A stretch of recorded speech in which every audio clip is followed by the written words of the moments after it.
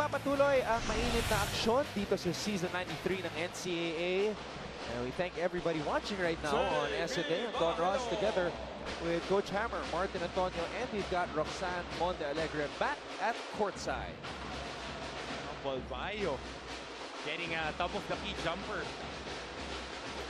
On Wubere. Well, Coach Ariel Season did say na meron ng tira sa labas itong si Sydney. He added that throughout the off-season. He said that marami siyang reps na kinuha dyan para mas maging pro-ready yung laro niya dahil he is playing on his last year. On Wubere playing in his 5th and final season. That's the first personal foul on Bayo. And Jervin Guzman. Jervin Guzman, one of the impressive players, mechanics-wise and size-wise para kay Coach Ariel Season. And bata pa tong player na to. He could shoot from the outside, could post up. Good move by Irvin Mendoza. EAC making sure that this will not be a walk in the park para sa Red Lions. Takwa, nice fake.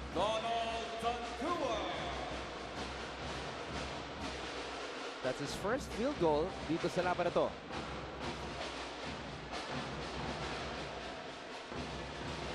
Pascua. Behind the back dribble. Binigay dito kay Laminu. No. Guzman with the offensive rebound. Pascua. Binigay kay Onwubere. Onwubere umatake. Sydney Onwubere throwing it up. No good. That's a very hard shot, getting a square up instead of getting into the flow of the offense, just like that kay Devon Potts, running the lane and expecting the pass at the right time. Robert Bollick finding Devon Potts for the easy 2. Hustle and flow. 25-19. Hustle and flow ng San Beda, Anton. Devastating backcourt when you have Bollick and Potts. All right, let's go back to Roxanne Monte Alegre. Rox. Anton, Coach Hammer, most people would think that it's Freddy Abuda, the dad of Franz Abuda, ang nag-inspire sa kanya maglaro ng basketball. Pero sabi niya, it's really her mom, his mom, Rachel, who taught him to be athletic. Naniniwala siya that athleticism runs in the blood kasi ang kapatid niya ay naging UAAP player din sa volleyball at ang sister naman niya sa basketball sa UST. At sabi nga niya sa akin, ang tinuro daw sa kanya ng kanyang cool dad ay ang pagiging defensive-minded sa pagdating sa paglaro at yun ang i-contribute dito. Pero ang turo naman sa kanya ng kanyang mom niya ay ang pag-hone sa kanyang talent. Pero para naman kay Robert Bollick, na wala naman sa pamilya ay naging atleta, sabi niya ito daw ay nakuha sa pagsasaga. At nakita naman natin ang improvement niya from last season until today. At kinukwento niya lagi ang kanyang humble beginnings, kaya sabi niya he doesn't want to disappoint their school and their fans. At sabi niya, ang key daw para manalo sa game na ito ay ang pagtitiwala kay Coach Boyet Fernandez sa mga inilatag niya na strategy for this game. At reminder ni Coach Boyet, pagdating dito sa second quarter, don't force your shots, just execute the play. Anton, Coach Hammer. Thank you very much, Roxanne. As we see, Franz Abuda. Yes, we do cover his brother in the University of the Philippines. Playing volleyball as we see Bajo. Getting chased down there by Sydney Onwubere. But airpods na to ni Franz Abuda, Coach Freddy Abuda, one of my mentors when I was in San Beda. Very, very knowledgeable and technically sound post player. Nakakatuwa katrabaho yan. And ang sarap pa nun magluto ng tilapia, Anton. The best yun. The best yan si Coach Freddy. Tilapia pa. Donko against 4 red shirts. Linabas muna ang bola. Bollick. Doliguez is now in.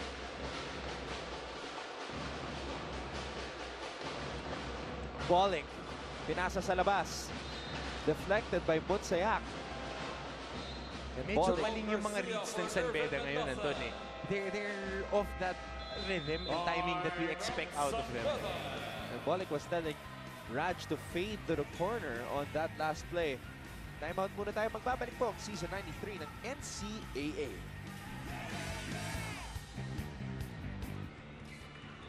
Magbabalik po ang Season 93 ng NCAA dito lang sa SND. And Devon Potts icing his nose, which was hit a while ago by Laminu on Devon's first drive.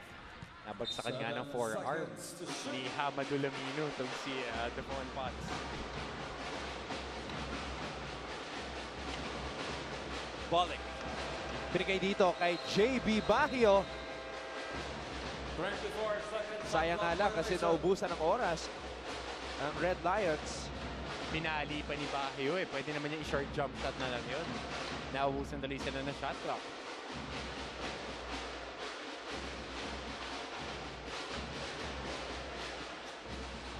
Garcia, binigay dito kay Hamadulamino. Turnaround jump hook para kay Hamadulamino. Same move, he always goes to that quick seal, get that spread, turn on his left shoulder, and quick hook. Balik now. Directing the play. Raj Tonko. Binigay dito kay Balik. Tankwa has the basketball. Tankwa with a little shake. Bago yun mula kay Donald. A little dream shake. Medyo konting shimmy. Forcing foul on number 15. As we see there, Anton, off that pass, he would get that dip, get that spread, bubukan niya yung paa niya, and turn to his left shoulder. And with the length that he has, mataas na masyado yung release ng bola. And talk about Joe Presbitero. 8 points today, perfect. Immaculate on the field. Almost doubling his average of 4.7 a game this season, Anton. And Jomari Presbitero, this could be one of his best games in his career actually, because he's off to a good start. Sinabi ko nga last season, ang kanyang season high was 8 points, which is also a career high. After I just checked yung kanyang numbers during his first year in season 91, he could be in for a career game. Itong si Presbitero. Second team foul for San Beda. At the stripe, shooting to Jerome Garcia.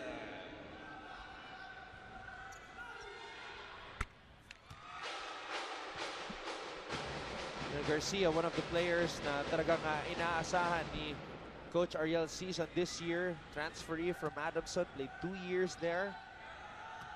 Designated shooter talaga. He's a big guy, a stocky guy, but has that shooting touch. Soft hands.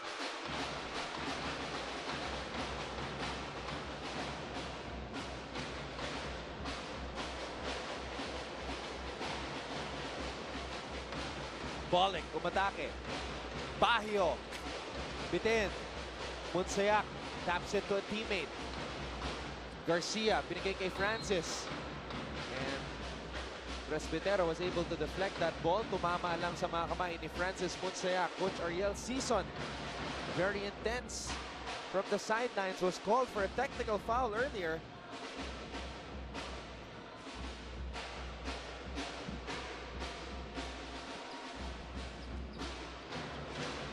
Balik hit a shot from that same spot earlier. Money again. Smooth yung below na yun, Anton. Off a high ball screen, dribbling towards the elbow and just popping at that moment. On Wubere. Garcia. Munsayak. And Munsayak is able to score in the paint. Mahirap na penetration yun, Anton. Double clutch shot pa para kay Francis Munsayak. Balik with the left hand. Robert Balik.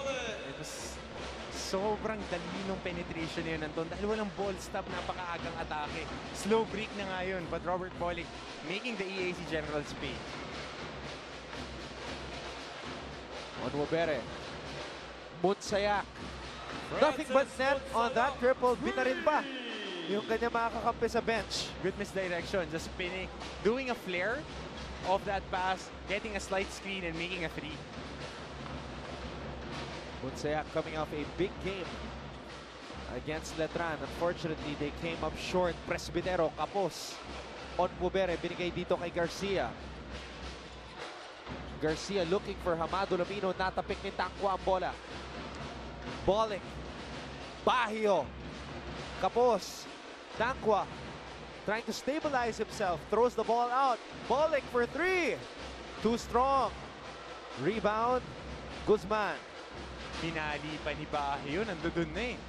If he gets blocked, he gets blocked. Yun yung ayaw mo makita sa mga big guys mo eh. Pag binigyan ka ng drop pass, it's either you finish strong, dalawa lang iisipin mo dyan. You make a basket or you get a foul. Mutsayak with a drive. Mutsayak with a finish. Over the outstretched arms of Donald Tangwa. Francis Mutsayak using the high board and a little bit English to make that shot. Bolick, inside pass para kay Baguio. And Hamadu Lamino with a mean face. Mean mugging and throwing his elbows around. Buti hindi siya natawagan ng foul. Oo, dahil nasa pundot si Baguio. Onwubere thought about the three. Decided again. Air ball by Onwubere. Air mails it. Onwubere is asking for a foul, but we are in a dogfight. It's a tied game with 2 minutes and 45 to go in the first half.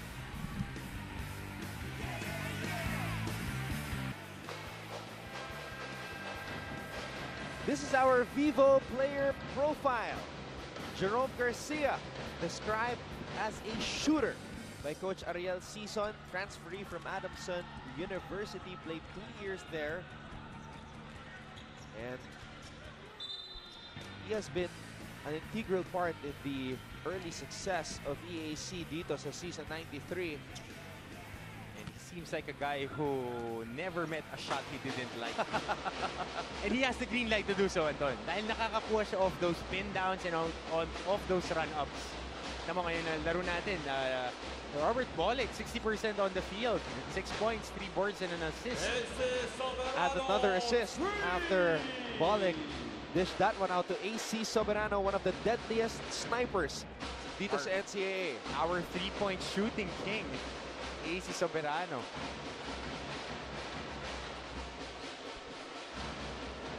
Doliguez. Hamadu Lamino. Hamadu Lamino taking a couple of long jumpers dito sa laban na to. Dahil hindi niya makuha yung pwesto niya dun sa ilalim. Nakaka-early steal siya, pero hindi siya maka-finish eh. Speaking of finishing, that's what Donald Tangwa does best when he's in the paint. And he's still getting his rhythm back. Last year, he missed half the season with that ACL injury, a torn ACL on his right knee. Bonus shot for Donald Tangwa. Still, the upper body strength is there. The explosion is to be desired. And he's working through it. Mahirap kasi talaga, Anton, makabalik ng ganyan. Out of your ACL injuries. Our good friend, Borgie Hermida, could speak about it because he went through it, I think, twice. And psychologically, yun yung mahirap eh. It's a 6-0 run by the Red Lions. Diego. Hamadu Lamino. Nabitawan ng bola. Bolick tried to save it, but he stepped out of bounds. Somebody needs to lock up Hamadu Lamino in the weight room. He gets to the spots eh. He gets to the spots, Anton. He gets the rebound. But when he finishes, dahil magaan nga and he is of lift frame, even if he is athletic, once he gets that contact, nahihirapan siyang finish.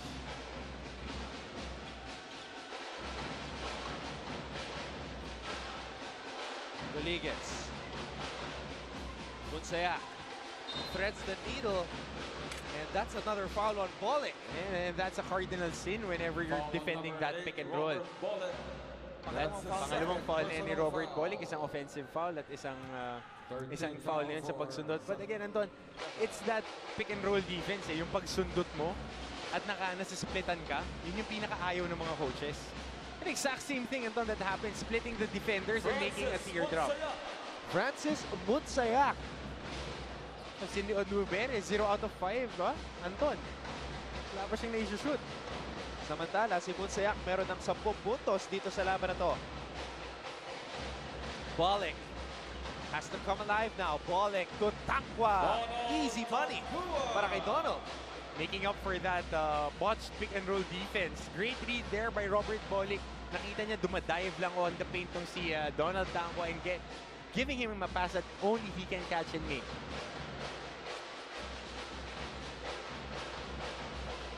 Mutsayak. Corilla. It's still Generals basketball. Kalahating minuto na lang ang natitira dito sa first half. Kalahating as Lamino missing on that fadeaway. You would result into that, Anton. If you're a big guy and you're trying to post up somebody strong. Ito, Anton, illustrate ko lang sa'yo. Yan, no, yan yung ayaw ng coaches eh. When you hard show on the ball screen and you get split, maraming rotation na mangyayari eh. A Vivo perfect shot, perfect selfie. Francis Munsayak. Finishing with a high floater pa. 10 segundo. Natitira dito sa ating first half. Munsayak. Diego. Off the glass, no good. Tangwa picks up the rebound. Diyan po nagtatapos ang unang bahagi ng ating unang laban ngayong fairness. Ang Generals nakikipagtagisan ng galing kontra sa Red Lions. Hop step inside, turnaround jump hook by Hamadu Lamino. Robert Bolick fading away and knocking down that jumper. Bolick coming off the bench today to score 6 points. Munsayak leading all scorers with 10. San Beda, what a run to end the half. An 8-2 run. Kaya naman sila ay lamang 38-32 at the half dito sa Season 93 ng NCAA.